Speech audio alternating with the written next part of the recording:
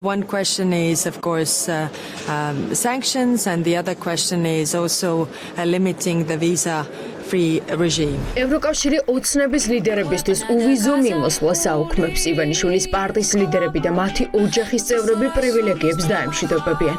ხალხი უვიზო დილის მათ კი ვიზის გრძელ რიგებში დგომა მოუწევთ. ეს არის პირველი სანქცია, რომელსაც ბრიუსელი გამოაცხადებს.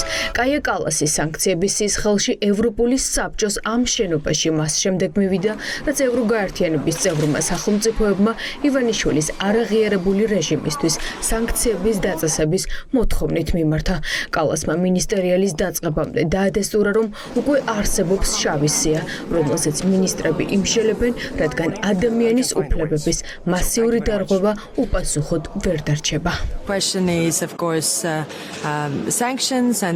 ერთი საკითხია, რა თქმა უნდა, სანქციები. მეორე უვიზო რეჟიმის შეზღუდვა.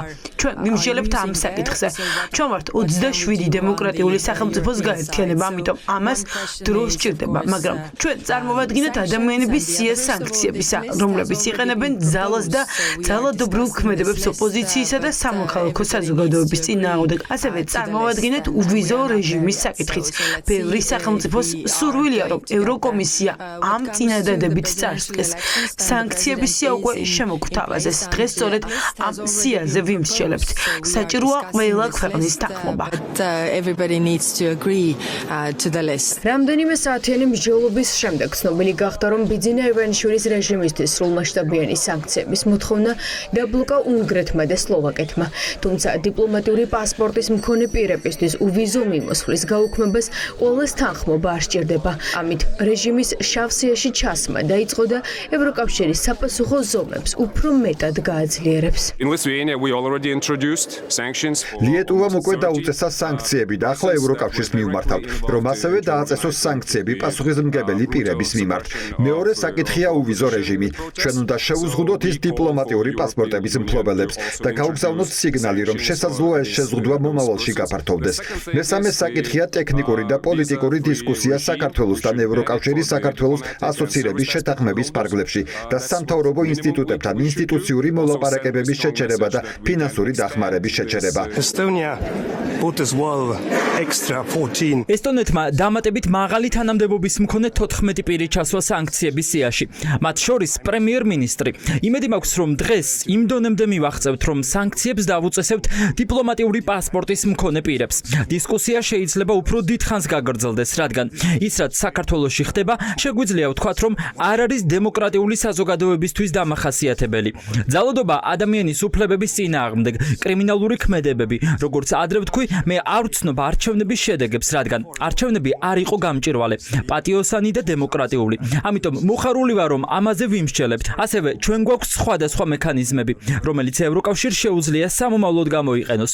თუ საქართველოს მთავრობის მაღალჩინოსნები არ შეცვლიან კურსს საკუთარი ხალხის წინააღმდეგ, მაშინ არსებობს ვიზა ლიბერალიზაციის შეჩერების შესაძლებლობა სამომავლოდ. საქართველოს საკითხი ევროკავშირის საგარეო საქმეთა მინისტრების დღის წესრიგში ერთ-ერთი მთავარი თემა იყო. ლიეტუვის, ლატვიისა და ესტონეთის შემდეგ ოლიგარქის რეჟიმს ევროკავშირის ქვეყნები ინდივიდუალურად დაუწესებენ. ივანიშვილის რუსული რეჟიმის შესაჩერებლად სხვა გზა უბრალოდ აღარ რჩება. რამდენიმე ქართველი ოფიციალური პირი ეროვნული სანქციების სიაში ჩავსვით. მათ ლატვიაში არ მიესალმებიან, ასე რომ ჩვენ ვიმსჯელებთ ევროკავშირის დონეზე. გადაწყვეტილებებს მივიღებთ.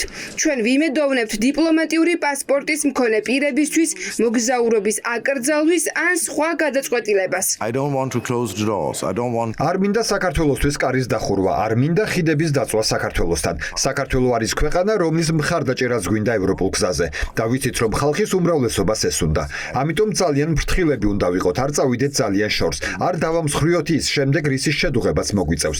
მაგრამ ამავდროულად ძალადობა, რომელიც ვნახეთ გასული კვირების განმავლობაში მშვიდობიანი დემონსტრანტების წინააღმდეგ, უბრალოდ მიუღებელია. ამიტომ დღეს ვისაუბრებ დიპლომატებისთვის ვიზა ლიბერალიზაციის მოხსნაზე და სავარაუდოდ ტარგეტირებულ დაკავებულ სანქციებზე. ჯერა რომ ეს არის გზა, რომელსაც უნდა გავყვეთ.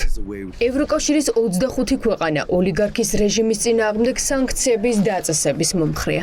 თუმცა ბრიუსელის ხელში კიდევ ბევრი სხვა მექანიზმია, რომელსაც იმ შემთხვევაში ამოქმედებენ, თუ საქართველოს არალეგიტიმური ხელისუფლება ხალხის ნების წინააღმდეგ სულას გააგრძელებს.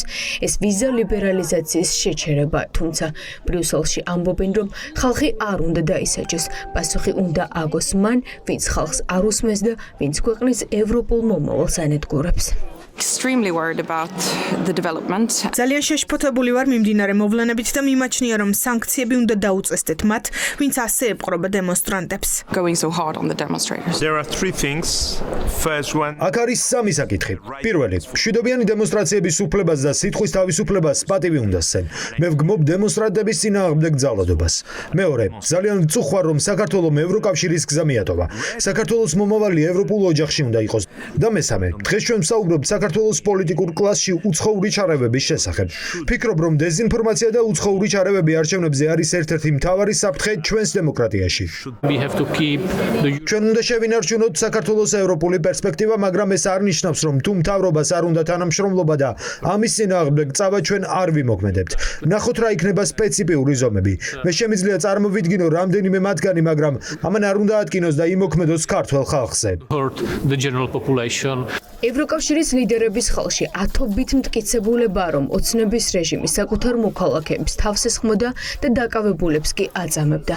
ეს წითელი ხაზია.